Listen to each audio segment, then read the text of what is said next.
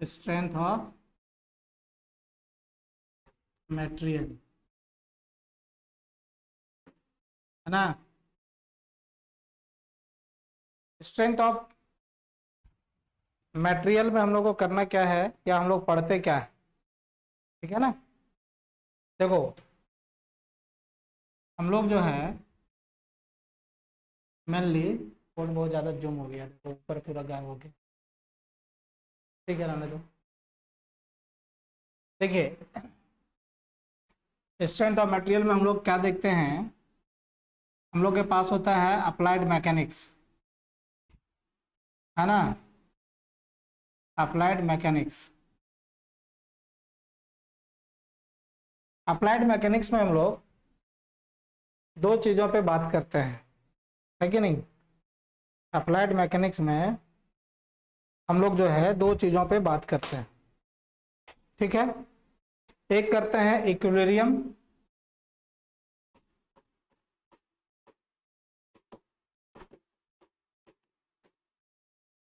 Equilibrium, है ना, equilibrium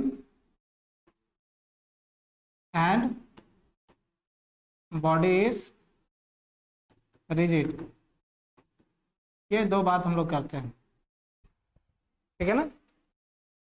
body को रिजिड मानते हैं और इक्विलिब्रियम का हम लोग बात करते हैं, ये दो चीज़ें समझना है आपको, ठीक है ना। देखिए इक्विलिब्रियम का मतलब क्या है, no change, no change in shape, shape में कोई चेंज नहीं होना चाहिए, है ना।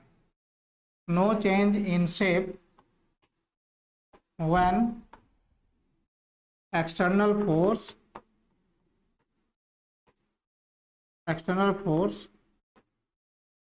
एक्ट्स ऑन द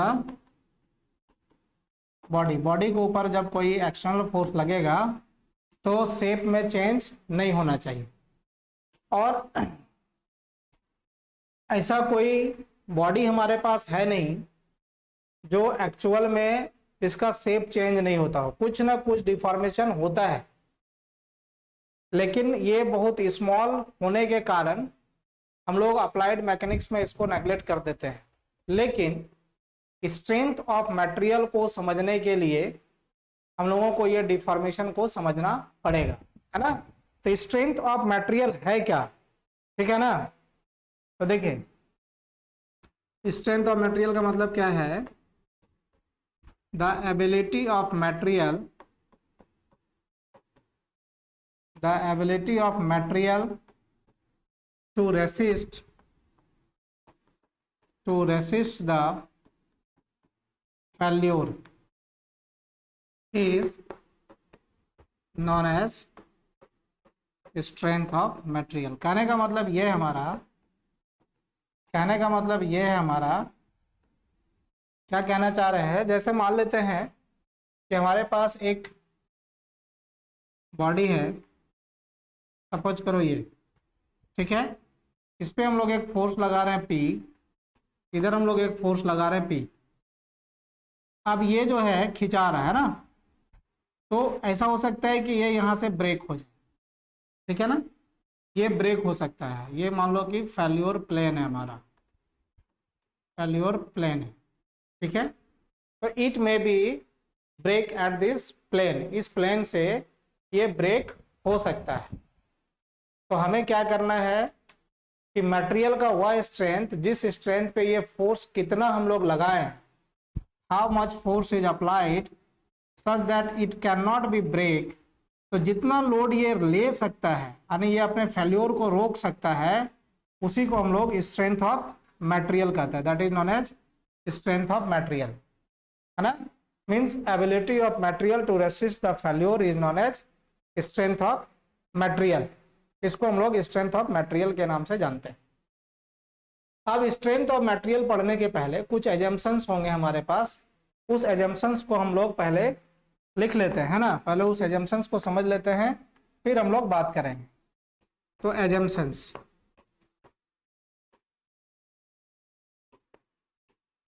ठीक है। तो पहला एजम्पशन जो है, पहला एजम्पशन क्या कहता है कि बॉडी जो है हमारा वो कैसा रहना चाहिए? Material of the body should be solid continuous. पहला कहता है the material of the body has, continuous होना चाहिए ना, has solid continuous, solid continuous होना चाहिए। ठीक है, कहने का मतलब ऐसा है कि मटेरियल का कोई भी पार्ट जो है वो खाली नहीं रहना चाहिए, है ना। इसका कहने का मतलब ये है कि no part of the material, material का कोई ऐसा जगह, कोई ऐसा पार्ट जो है वो उसमें क्या होना चाहिए? वॉइड नहीं होना चाहिए, पोरोसिटी नहीं होना चाहिए, ये पूरी तरह से सॉलिड होना चाहिए, कंटिन्यूअस होना चाहिए। ठीक है ना, पूरी तरह से। जैसे एग्जाम्पल में हो जाएगा इसमें क्या? मेटल हो सकता है, एग्जाम्पल में क्या हो सकता है?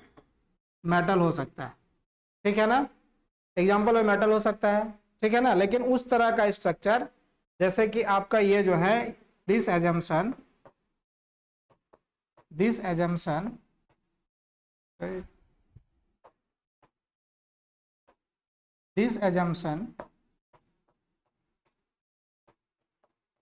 is not correct for wood, stone, etc, है ना। ये सब के लिए ये एजम्पशन जो है हमारा करेक्ट नहीं होगा। ठीक है ना, राइटिंग ठीक नहीं हो रहा है। ठीक है, एक बार स्क्रीनशॉट ले लीजिए।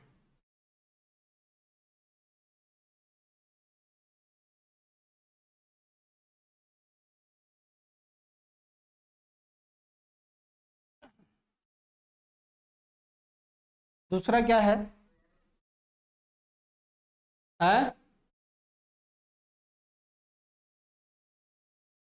अच्छा, तो कौन वाला रेट तुमको पसंद है? चलो ठीक है,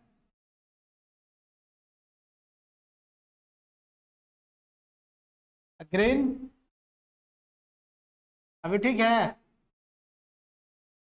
बहुत ज्यादा तो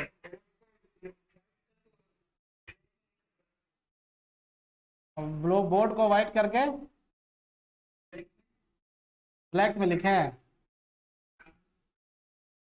ठीक है, कर देते हैं, यही ठीक है।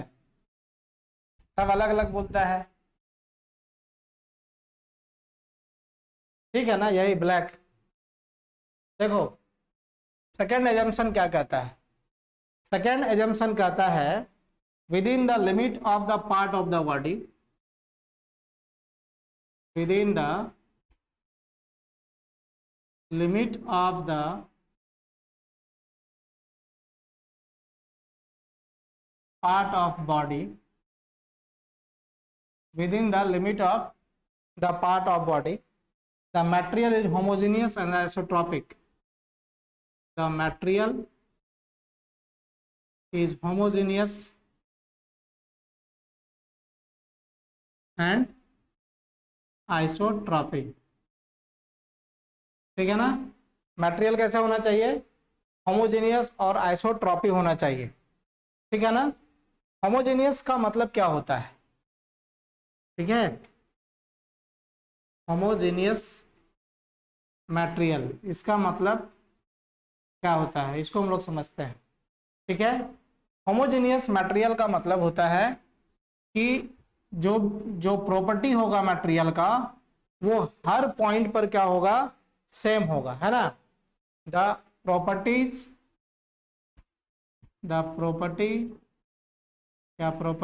Of material at each point will be same. Her point पे आपका प्रॉपर्टी जो है मटेरियल का सेम होना चाहिए। जैसे मान लो कि ये एक आयरन का हमारे पास ब्लॉक है, अगर यहाँ कोई कट करेगा और इसका डेंसिटी निकालना चाहेगा, यहाँ कोई कट करेगा इसका डेंसिटी निकालना चाहेगा, दोनों जगह क्या होगा? सेम सेम होगा। ठीक है, या मान लो ग्लास है, ग्लास है ना, ग्लास है, रे ऑफ लाइट जिधर से भी जाएगा, है ना, रे ऑफ लाइट किधर से भी जाएगा उसका प्रॉपर्टी हर डायरेक्शन में सेम होगा। मतलब कि जिसका मतलब हर पॉइंट पर सेम होगा, और अगर हर पॉइंट पे सेम होगा और हर डायरेक्शन में भी सेम हो गया, अगर हर डायरेक्शन में भी सेम हो गया प्रॉपर्टी, तो उसको आइसोट्रॉपिक मटेरियल बोलते हैं। आइसोट्रॉपिक, आइसोट्रॉपिक मटेरियल, है ना। आइसोट्रॉपिक मटेरियल का मतलब क्या होता है कि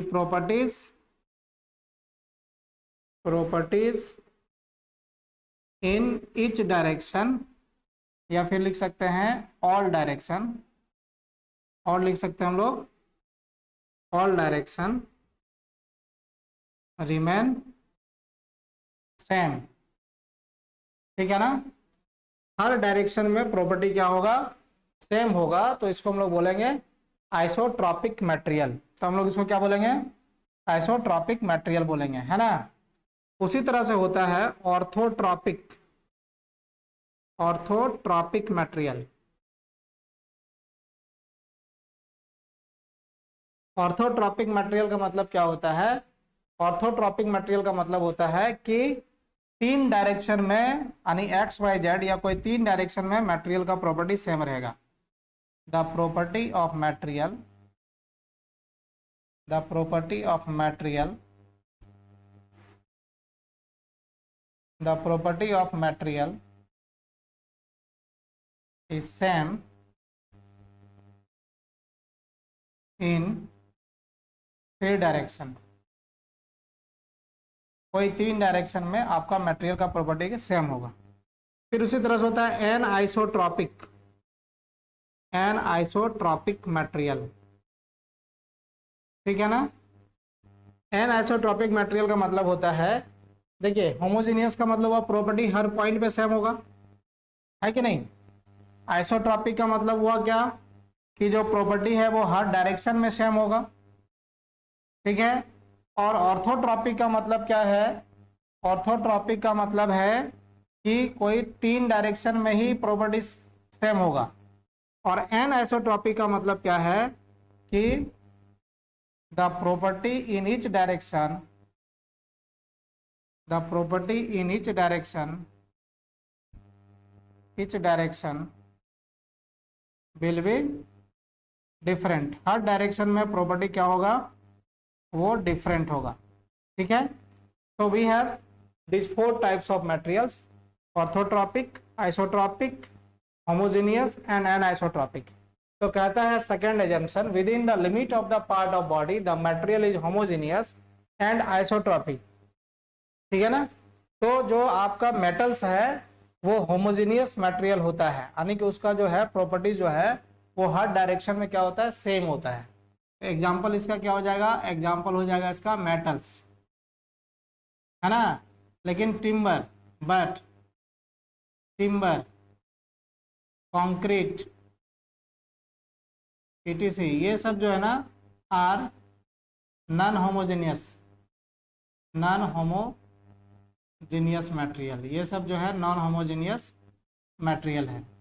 तो सेकेंड एजम्पशन जब आप एनालिसिस करते हैं स्ट्रेंथ ऑफ मटेरियल का, तो आपको ये दूसरा एजम्पशन क्या होगा, with in the limit of part of body the material is homogeneous and isotropic.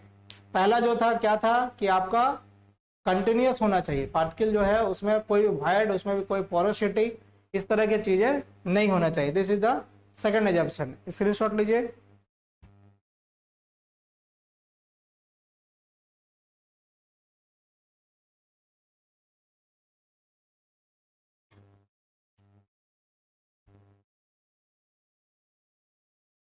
तीसरा एजम्पशन कहता है, थर्ड एजम्पशन कहता है, थर्ड एजम्पशन कहता है, क्या कहता है, there are no internal forces in the body, there are no internal forces on the body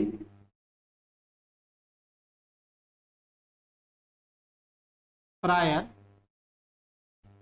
there are no internal forces on the body prior to loading, prior to loading. कह रहा है कि कोई इंटरनल फोर्स नहीं होना चाहिए, है ना, कोई भी इंटरनल फोर्स बॉडी के ऊपर या बॉडी में नहीं होना चाहिए जब तक कि आपने लोड अप्लाइड नहीं करा है। But this assumption is not correct for all the materials. किसी भी मटेरियल के लिए ये एजम्पशन जो है करेक्ट नहीं है, ठीक है ना। हर बॉडी में कुछ ना कुछ इंटरनल फोर्सेस लगता रहता है।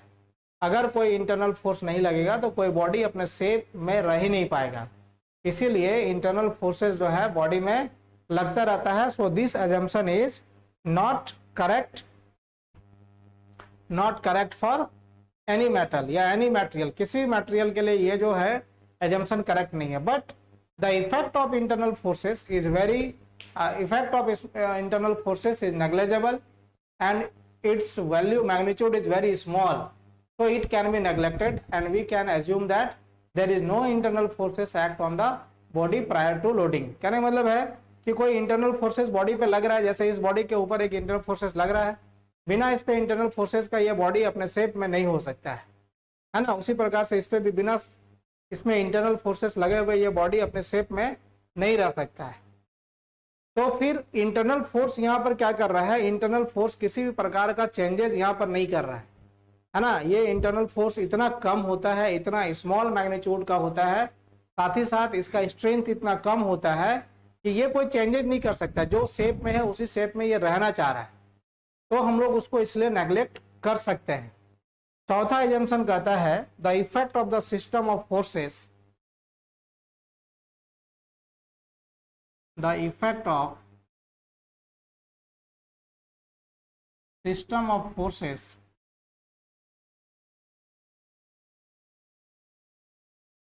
the effect of system of forces acting on a body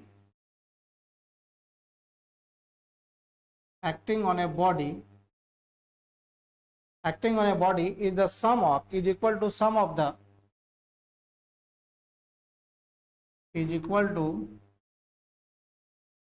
sum of the effect of these forces, sum of the effect of these forces acts on the body। ठीक है ना, ठीक है। तो इसमें क्या है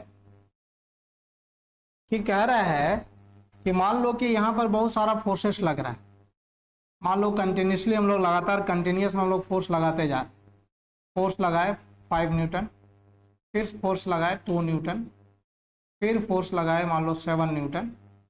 तो इस पे जो इफेक्ट होगा, इस बॉडी के ऊपर जो इफेक्ट होगा, वो इफेक्ट इन सारे फोर्सेस के सम के बराबर जो फोर्स होगा उसके इफेक्ट के बराबर होगा। या फिर आप कह सकते हैं अगर मान लो इधर भी कोई 4 न्यूटन का फोर्स लगा दिया है, then we have what, resultant force is 10 newton. 10 newton इस डायरेक्शन में लग रहा है।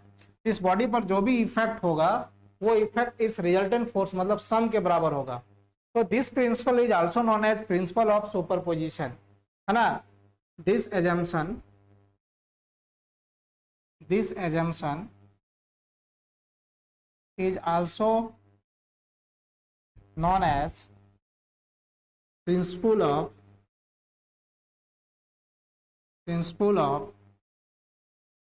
सुपरपोजिशन। इसको हम लोग प्रिंसिपल ऑफ सुपरपोजिशन भी कहते हैं, ठीक है ना। अब मान लो एक 5वां एजम्पशन और है। ये 5वां एजम्पशन क्या कहता है वो देखिए, कहता है कि फोर्स जो होगा हमारा, है ना,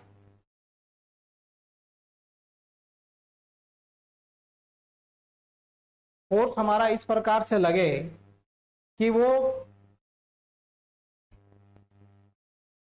मान लो एक बॉडी हमारे पास है ना, ये एक बॉडी हमने ले लिया, ठीक है। इसमें कह रहा है कि एक ऐसा पॉइंट आपको ढूंढना है जहां पर फोर्स का जो इफेक्ट है ना, वो जो है आपका जो है वो नेग्लिजिबल हो जाए। मतलब वहां पर जो भी होगा सारा का सारा इंटरनल फोर्सेस होगा, है ना। जैसे मान लो कि कोई लोड यहाँ लगा रहे हैं हम लोग, सपोज हमने 5 किलो न्यूटन का लोड लगा दिया है, तो इस लोड से इतना सफिशियंट डिस्टेंस पे आपको जाना है, इतना सफिशियंट डिस्टेंस पे आपको जाना है कि जहाँ पर इस फोर्स का इफेक्ट ना हो के सिर्फ इंटरनल फोर्सेस का ही इफेक्ट होगा, है ना, सिर्फ इंटरनल फोर्सेस का ही इफेक्ट होगा, उस फोर्स का इफेक्ट नहीं होना चाहिए। मतलब इंटरनल फोर्सेस जो है वो independent from the load applied, load जो अप्लाइड कर रहे हैं उससे इंडिपेंडेंट रहना चाहिए, ठीक है ना। तो हम लोग ऐसा लिख, at points in a body, at points in a body sufficiently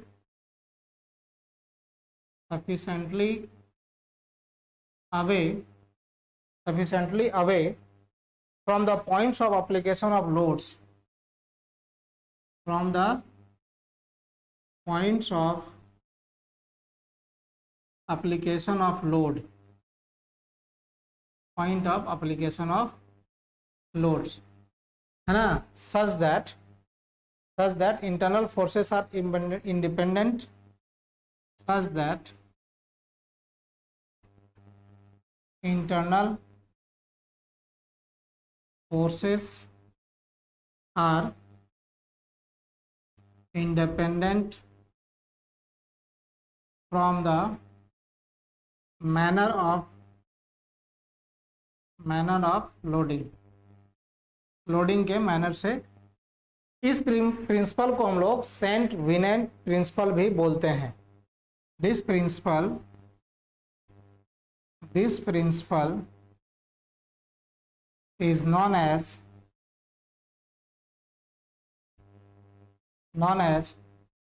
Saint Venant principal,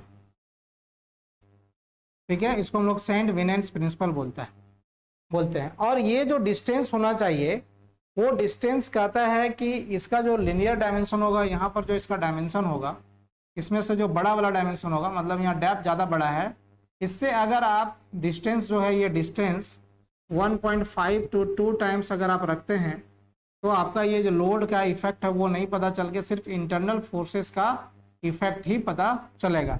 so these are the assumptions, है ना, ये सब एजम्पशंस थे हमारे, ठीक है, जो कि हम लोग स्ट्रेंथ ऑफ मटेरियल में हमेशा मान के चलेंगे और ये सारे चीज़ों को लेके ही हम लोग स्ट्रेंथ ऑफ मटेरियल को पढ़ेंगे, ठीक है ना। एक बार स्क्रीनशॉट ले लीजिए इसका।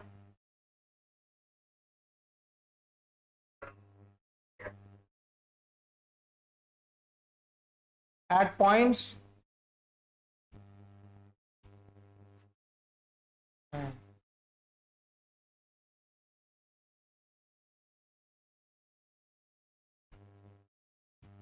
है नहीं भाई,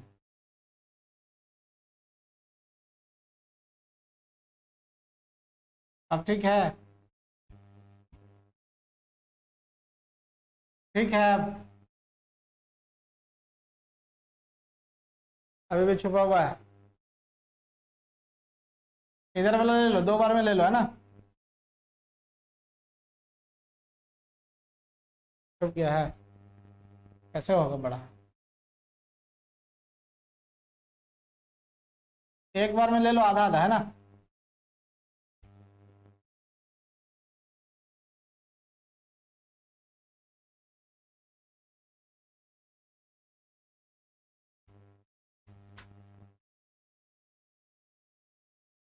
अब देखिए,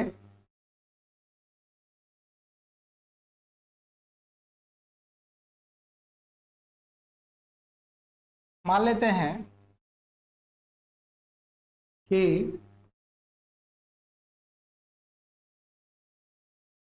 हमारे पास एक बॉडी है, मान लेते हैं हम लोग, है ना, ठीक है, मान लो ये बॉडी है हमारे पास, ठीक है। अब इस पे जो है एक लोड लग रहा है इधर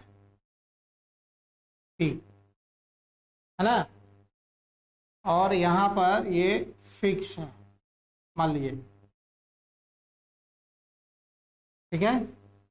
अब जब ये फोर्स लगेगा, है ना, तो होता क्या है, देखिए, जब ये फोर्स लग रहा है यहाँ, तो जो मॉलिक्यूल्स है ना, वो मॉलिक्यूल्स एक दूसरे के साथ बॉन्डेड है।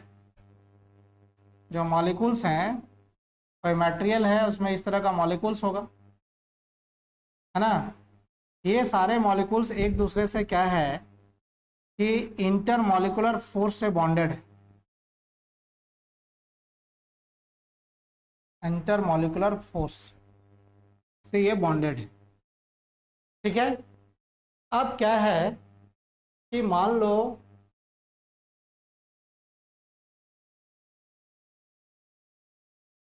लो ऐसा है कि अगर इस पे फोर्स लगाते हैं, हम लोग खींचते हैं, इसको बाहर की तरफ खींचते हैं, ठीक है। तो जब इसको इधर खींचेंगे तो यहाँ पर क्या होगा, दूसरा मॉलिक्यूल जो है वो अंदर की तरफ फोर्स लगाएगा। अगर इसको बाहर खींचेंगे हम लोग तो दूसरा मॉलिक्यूल जो है वो अंदर की तरफ फोर्स लगाएगा, है ना। उसी प्रकार से जब यहाँ फोर्स हम लोग लगा रहे हैं तो ये फोर्स क्या करेगा, देखिए कि यहाँ पर जो मॉलिक्यूल से, मान लो ये सेक्शन हम लोग ले रहे हैं, मान लो एक्स एक्स, है ना। तो यहाँ पर जब इस पे फोर्स लग रहा है, जब ये खिंचाएगा इधर, तो ऑब्वियसली मॉलिक्यूल को खींचना चाहेगा ये, है ना। यहाँ पर फोर्स लगाए तो यहाँ जो मॉलिक्यूल्स है वो सारे मॉलिक्यूल्स बाहर की तरफ जाना चाहेंगे, सारे मॉलिक्यूल्स बाहर की तरफ जाना चाहेंगे। तो सारे मॉलिक्यूल्स जब बाहर की तरफ जाना चाहेंगे तो जो दूसरा मॉलिक्यूल्स है उसमें क्या है, हमने क्या बताया आपको, उसमें है आपका इंटरमॉलिकुलर फोर्स। तो ये इंटरमॉलिकुलर फोर्स इसको पीछे की तरफ खींचेगा, इधर खींचेगा, पीछे की तरफ खींचेगा इसको,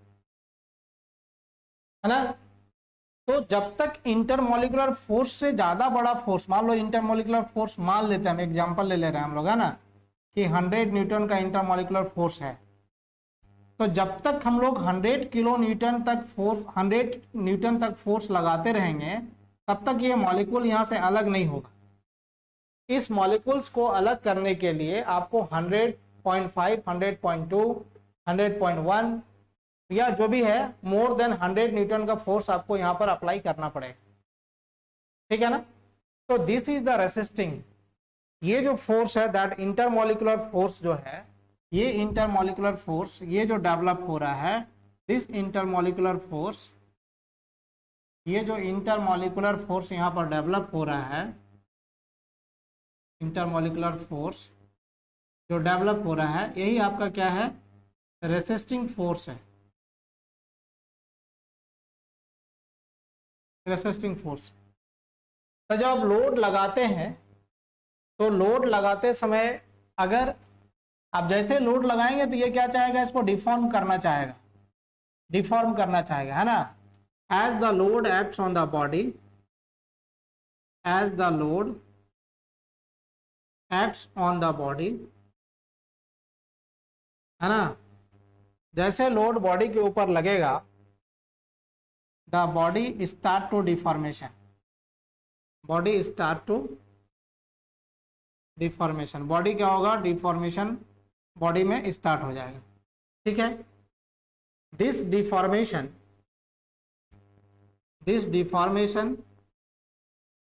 is resisted by internal force develop.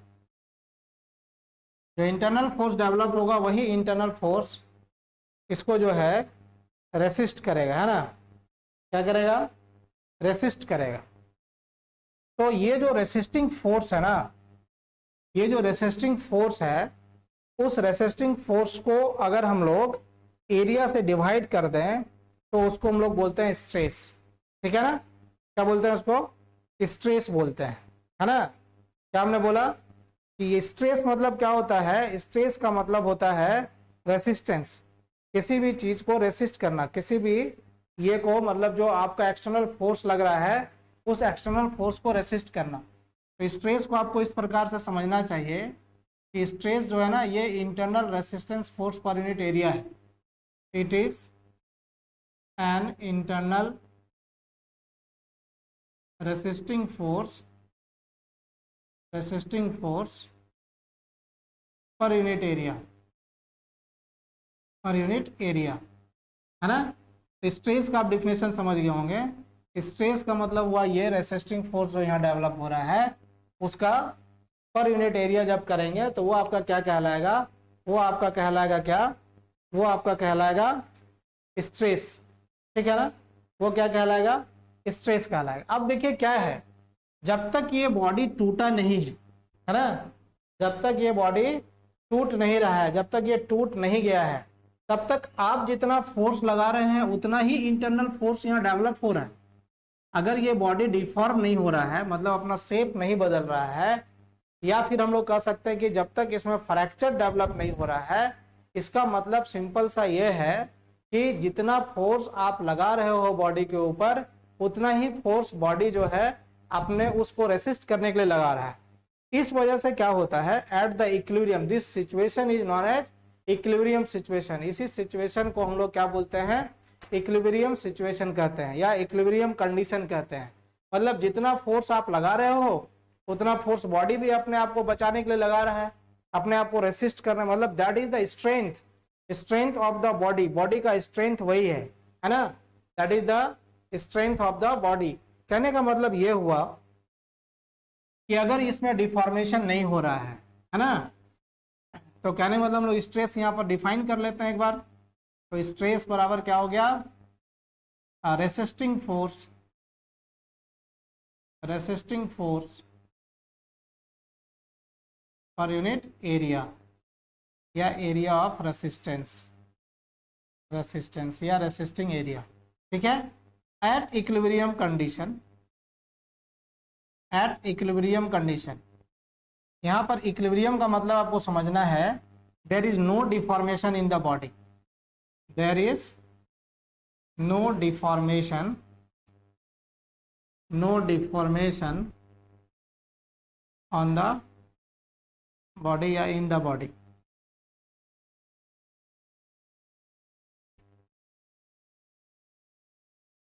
Deformation in the body. At this condition क्या होगा, एट दिस सिचुएशन, इस सिचुएशन पे क्या होगा, अप्लाइड फोर्स,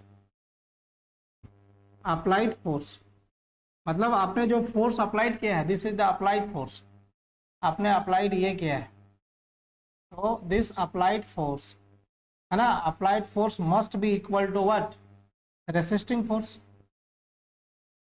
जब तक ये टूट नहीं रहा है, डिफॉर्म नहीं हो रहा है, तो इसका मतलब सिंपल सा ये है कि जो अप्लाइड फोर्स है वो रेसिस्टिंग फोर्स है।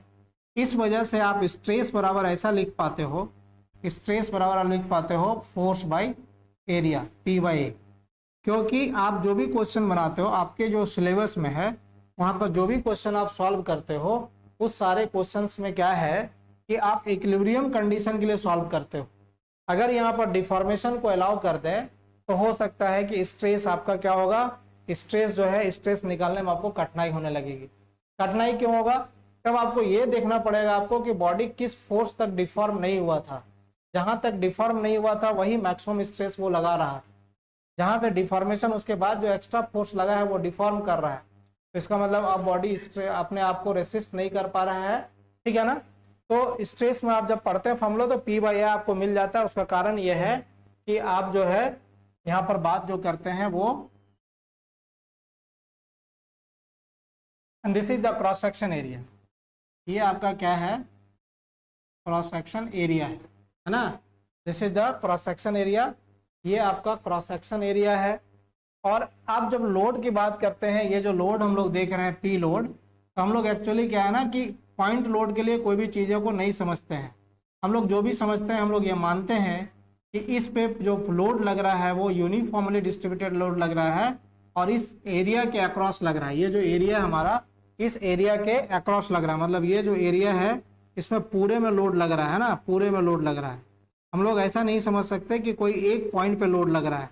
इसी वजह से जब आप टेस्ट करते हैं, है ना, स्ट्रेंथ ऑफ मटेरियल में जो टेस्टेड होता है, टेस्टिंग जब भी आप करते हैं स्ट्रेंथ ऑफ मटेरियल का, तो उसमें हमेशा आप जो है सिलेंड्रिकल लेते हैं मटेरियल को। सिलेंड्रिकल लेने का कारण ये होता है कि उसमें ऐसा माना जाता है कि जो भी आपका फोर्स लग रहा है वो uniformly on the surface force लग रहा है, ठीक है ना। तो एक बार इसका स्क्रीनशॉट ले लीजिए।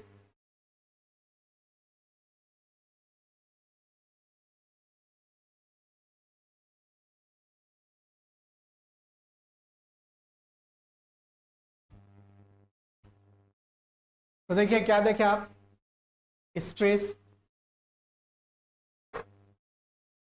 ठीक है। तो स्ट्रेस के इक्वल आपने क्या देखा, इंटरनल फोर्स या रेसिस्टिंग फोर्स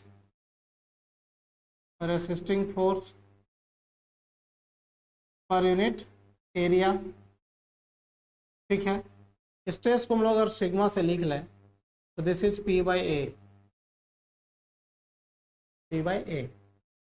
ठीक है ना। तो इसका यूनिट अगर कोई लिखना चाहे तो यूनिट क्या लिख सकता है, what will be the unit of this stress. इसका यूनिट हो जाएगा newton per metre square, this is the SI unit, है ना, ये एसआई यूनिट है। This is also known as pascal, this is also known as pascal, है ना। तो हम लोग इसको एक पास्कल भी बोल सकते हैं। अब इसके अलावा आप बहुत तरीके से लिख सकते हैं, अदर वे, बहुत तरीके से आपका यूनिट जो है रिप्रेजेंट हो सकता है। जैसे रिप्रेजेंट हो जैसे बहुत सारे तरीके से हम लोग इसको रिप्रेजेंट कर सकते हैं। जैसे हम लोग रिप्रेजेंट करते हैं न्यूटन पर मिलीमीटर स्क्वायर, है ना, न्यूटन पर मिलीमीटर स्क्वायर। अगर आप इसको बदलेंगे न्यूटन पर मिलीमीटर स्क्वायर को मीटर पर स्क्वायर में बदलना चाहते हैं तो 10⁻⁻⁶ मीटर स्क्वायर हो जाएगा। So this is 10⁻⁶ newton per metre square. so this is the Pascal and this is a mega, so this is mega Pascal। तो 1 न्यूटन पर mm स्क्वायर को आप 1 मेगा पास्कल भी लिख सकते हैं। बट द ऐसा unit is Newton per metre square, है ना। इसके अलावा गीगा पास्कल भी कोई लिख सकता है ना। गीगा पास्कल इक्वल टू होता है 10⁵ mega pascal, sorry 10⁻³ mega pascal, है ना। 1 गीगा पास्कल को अगर मेगा पास्कल में बदलना चाहते हैं तो 10⁻³ से आप मल्टीप्लाई करेंगे तो वो आपको मेगा पास्कल में दे जाएगा, ठीक है ना। अब देखिए लोड जो है, अब आपके पास लोड अगर अलोंग द एक्सिस लग रहा है ना, जैसे मान लेते हैं कि हमारे पास ये मटेरियल है, इस पे हम लोड इस तरह से लगा रहे हैं अलोंग द एक्सिस, है ना, along the axis, then this load is known as longitudinal load. तब इस लोड को हम लोग लॉन्गिट्यूडनल लोड के नाम से जानते हैं, ठीक है। अगर इस प्रकार से लग रहा है, अच्छा ये लॉन्गिट्यूडनल लोड हो गया, या फिर इसको हम लोग बोल सकते हैं tensile load, tensile longitudinal load. अगर ये लोड इस प्रकार से लगता then this is compressive load, तो ये क्या कहलाएगा, कंप्रेसिव लोड कहलाएगा, ठीक है ना। अगर लोड इस प्रकार से लग रहा है, ऊपर से लग रहा है, then this is known as transverse load. अगर इधर से लगता इसको हम लोग बोलते हैं लैटरल लोड, है ना। अगर कोई ऐसा लोड लग रहा है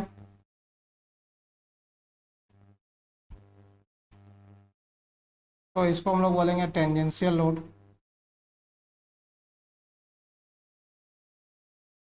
या फिर शियर लोड।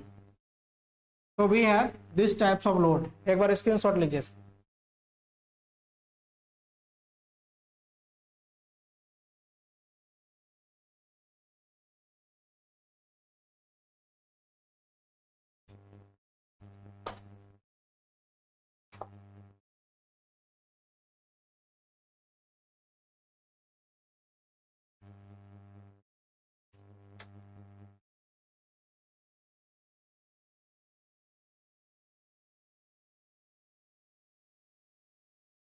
देखिए हम लोग देखते हैं stress strain curve, stress strain curve, ठीक है। अब देखिए यहां पर जो स्ट्रेस स्ट्रेन कर्व देख रहे हैं, ये फॉर माइल्ड स्टील देख रहे हैं, पहला चीज समझिए, फॉर माइल्ड स्टील ध्यान रखेंगे आप। ये जो टेस्ट किया गया है, ये जो है यूटीएम से किया गया है, यूनिवर्सल टेस्टिंग मशीन से किया गया है, universal testing machine, UTM, universal testing machine. इसको कौन डेवलप किया है? Developed by ASTM, American society for tools and machine. ठीक है ना, उसके द्वारा डेवलप किया गया है। इसमें हम लोग कैसा लेते हैं, हम लोग जो इस पर टेस्ट करेंगे तो हमारे पास स्पेसिमेन होगा। जो स्पेसिमेन होगा वो कुछ इस प्रकार के शेप का होगा।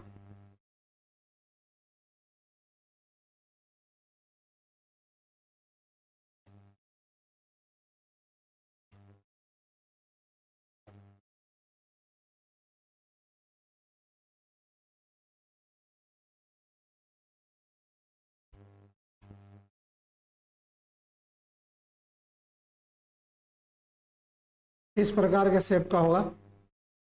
ठीक है, देखिए जहां पर लोड का इफेक्ट होता है, इस पे लोड मान लो लगा रहे हैं, टेंसाइल लोड लगा रहे हैं हम लोग। जिस पोर्शन में लोड का इफेक्ट होता है ना, किसी मटेरियल के ऊपर, उसको हम लोग गेज बोलते हैं या फिर उसको नेक बोलते हैं हम लोग। ठीक है, गेज और नेक। तो यहां पर मान लो ये इफेक्ट हो रहा है तो दिस इज गेज, ये मान लीजिए गेज है। ठीक है ना, इसका जो डाया होगा गेज डाया। ठीक है, गेज डाया जो होगा दिस इज 0.5 इंच स्पेसिमेन है। ठीक है, और इसका जो लेंथ होगा गेज लेंथ, यहां से यहां तक का लेंथ को हम गेज लेंथ बोल रहे हैं। लेंथ, कौन सा लेंथ? तो गेज लेंथ ये होगा 2 इंच। तो स्पेसिमेन कैसा होगा? स्पेसिमेन होगा सिलेंड्रिकल। सिलेंड्रिकल,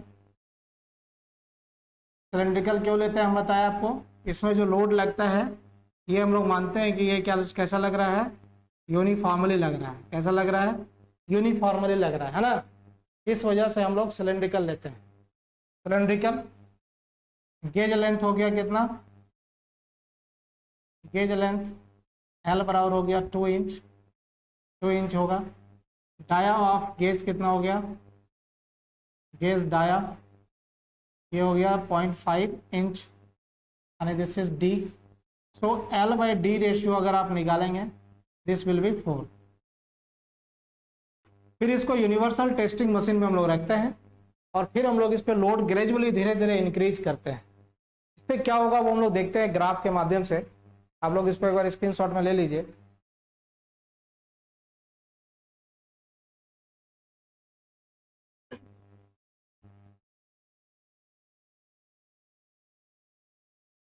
देखिए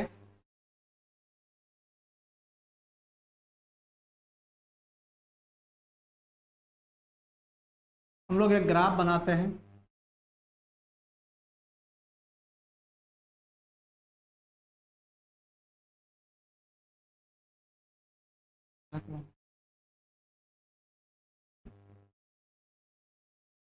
अरे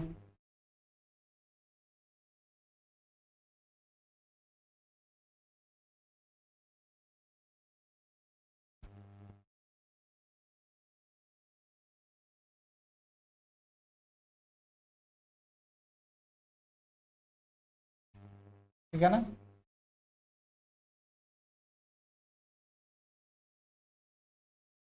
उसके पहले थोड़ा सा हम लोग एक और वर्ड समझ लेते हैं। जैसे वहां स्ट्रेस समझे उसी तरह से स्ट्रेन। स्ट्रेन क्या होता है? किसी बॉडी के ऊपर जो डिफॉर्मेशन हो रहा है ना, जैसे मान लेते हैं लोड हम लोग लगा रहे हैं, ये लोड, इस लोड से इसका लेंथ अगर L है तो अगर इस लोड के कारण जो है इतना इसमें डिफॉर्मेशन आ गया, डिफॉर्मेशन आ गया, ठीक है ना, तो स्ट्रेन बराबर क्या होता है? Deformation, deformation in dimension, in dimension by actual dimension, by actual dimension, है ना। यानी कि स्ट्रेन बराबर आप ऐसा लिख सकते हैं, सपोज कि लेंथ के केस में अगर हम लोग देखें तो change in length by length, उसी तरह अलग अलग डायमेंशन के लिए अलग अलग हो जाएगा। तो स्ट्रेन का मतलब क्या है, स्ट्रेन का मतलब है deformation in dimension to the actual dimension, है ना, deformation in dimension to the actual dimension, this is known as strain, ठीक है ना। उसको हम लोग स्ट्रेन के नाम से जानते हैं। तो हम लोग यहाँ जो है एक ग्राफ ड्रॉ कर रहे हैं, इधर हम लोग लिख रहे हैं स्ट्रेस, इधर लिख रहे हैं हम लोग स्ट्रेन, ठीक है। इधर स्ट्रेस लिया और इधर क्या लिया हमने, स्ट्रेन लिया। अब हम लोग क्या करते हैं, लोड अप्लाइड करते हैं इसमें। तो लोड अप्लाइड करने पर पहले आपको कैसा मिलता है, शुरू में आपको इस शेप में यह मिलेगा,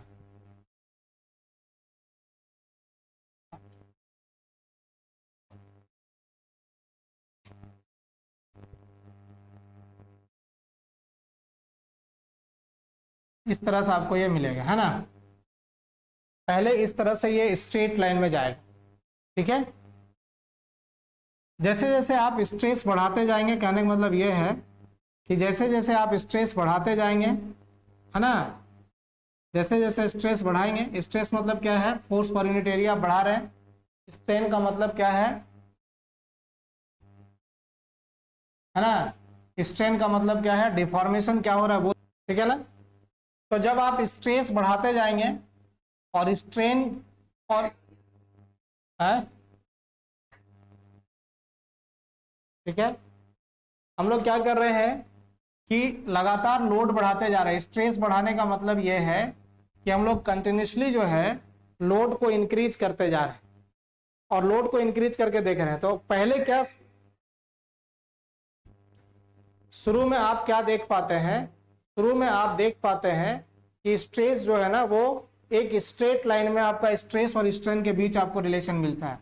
अब ये रिलेशन कहाँ से मिला, अलग अलग स्ट्रेस पे आप स्ट्रेन मेजर करते जा रहे हैं, उससे जो डाटा मिलेगा उसके अकॉर्डिंग आपको ये ग्राफ ड्रॉ करना है। तो शुरू में आपको क्या मिलता है, शुरू में आपको ये एक स्ट्रेट लाइन मिलता है और ये टुवार्ड द स्ट्रेस ज्यादा झुका हुआ रहता है ना, और स्ट्रेन जो है कम रहेगा। तो कहने का मतलब स्ट्रेस बहुत बढ़ रहा है but strain is very less. तो एक लिमिट मिलेगा, एक लाइन, एक पॉइंट मिलेगा जहां तक ये पूरा स्ट्रेट जाएगा, दैट इज मान लो पॉइंट ए है ना। इस पॉइंट को हम लोग क्या बोलते हैं, इसको हम लोग बोलते हैं प्रोपोर्शनलिटी लिमिट। पॉइंट ए जो है, पॉइंट ए आपका क्या कहलाएगा, प्रोपोर्शनलिटी लिमिट। पॉइंट ए जो है वो कहलाएगा proportionality limit.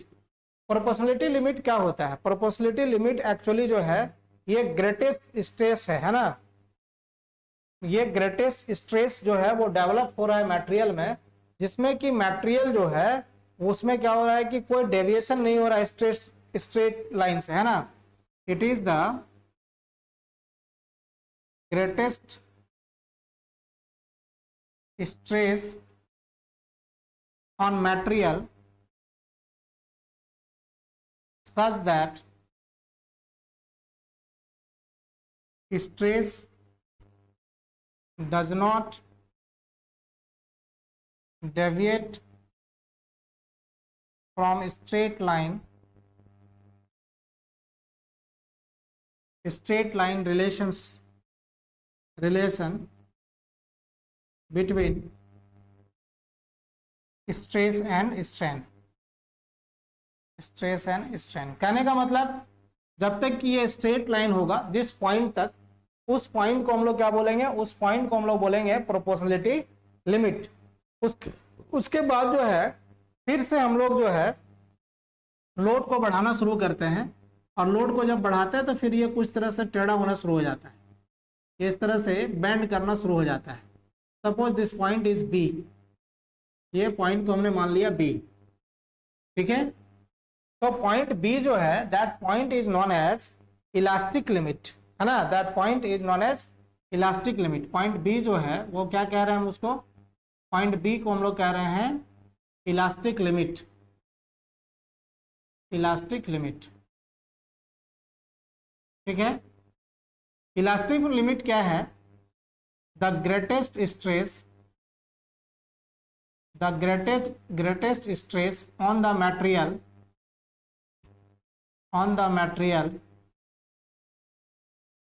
which can be applied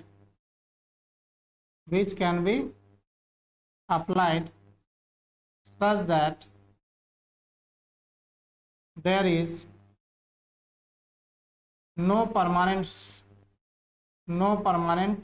state, that is the material regain its shape after removal of load को रिमूव करने के बाद जो है मटेरियल जो है फिर से वापस अपने जगह पर आ जाएगा। तो ये पोर्शन आपका क्या है, ये पोर्शन आपका लीनियर पोर्शन है और ये पोर्शन क्या है आपका नॉन लीनियर पोर्शन है, नॉन लीनियर पोर्शन। फिर इस अपने पॉइंट पे जाने के बाद फिर ये क्या करता है कि अपना शेप बदल लेता है, ठीक है ना। यानी कहने का मतलब ऐसा है कि आप इस पे लोड लगा रहे हैं और लोड लगाते हुए क्या होगा ये कि जो है इस प्रकार से ये बेंड कर जाएगा, ठीक है। बेंड करने के बाद ये अपने इस पे आप स्ट्रेस बढ़ाते जा रहे हैं, स्ट्रेस बढ़ा नहीं रहे हैं लेकिन स्ट्रेन बढ़ते जा रहे हैं। तो दैट पोर्शन जहां पर आपका बिना स्ट्रेस बढ़ाए हुए स्ट्रेन इंक्रीज करता है that is known as yield plateau, है ना। The portion in which deformation is continuous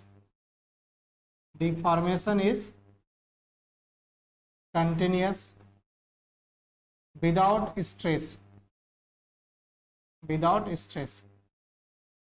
ठीक है। अब फिर लोड बढ़ाओगे तो ये कुछ इस प्रकार से आपका चला जाएगा। This portion is known as strain hardening, इस पोर्शन को हम लोग स्ट्रेन हार्डनिंग के नाम से जानते हैं। स्ट्रेन हार्डनिंग क्या है, स्ट्रेन हार्डनिंग जो है ये फेनोमेनन है जिसमें मैकेनिकल प्रॉपर्टीज जो है डक्टाइल मटेरियल का वो चेंज हो जाता है ना, ठीक है ना। दिस इज द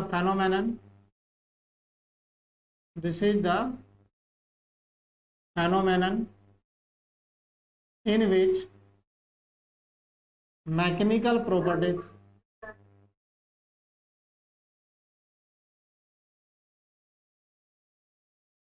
है। एक बार स्क्रीनशॉट लो।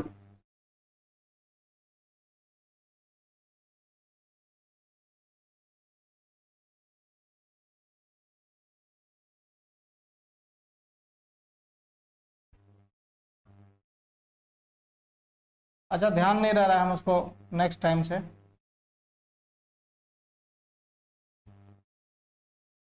इधर का ले लो एक बार, ठीक है ना।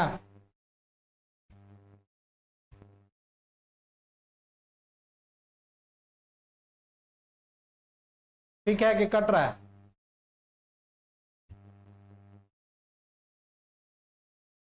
अब ठीक है ना।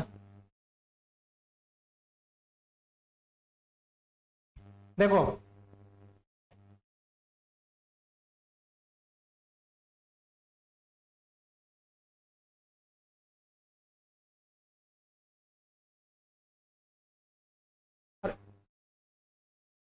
क्या चला गया,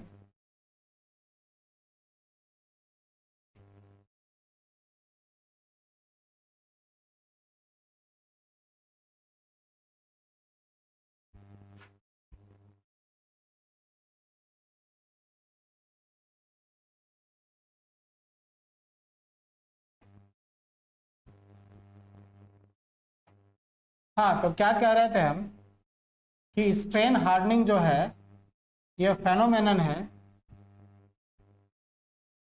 phenomenon in which the mechanical property of mechanical properties of mild steel changes if stress is applied beyond elastic limit। और फिर लोड बढ़ाओगे तो फिर क्या होगा, ये आगे चला जाएगा और कहीं ना कहीं जाके ब्रेक हो जाएगा। So this is known as fracture point. ठीक है, और मैक्सिमम स्ट्रेस ये ले पा रहा है, तो this stress is known as ultimate stress. This stress is known as ultimate stress. This is known as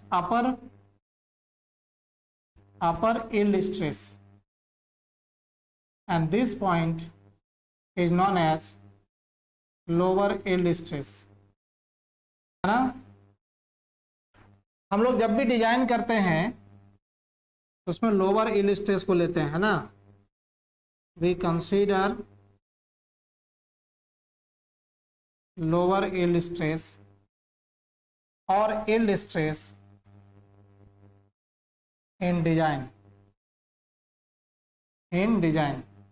ठीक है।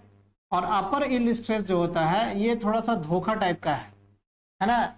It can be removed by cold working.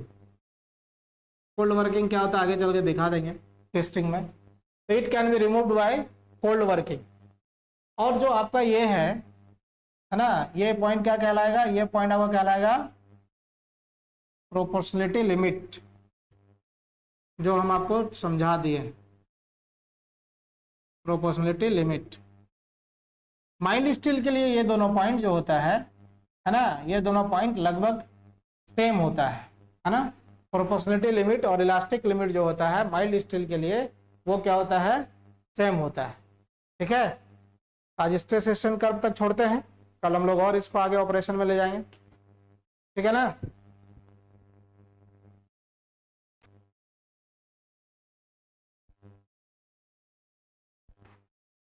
Screen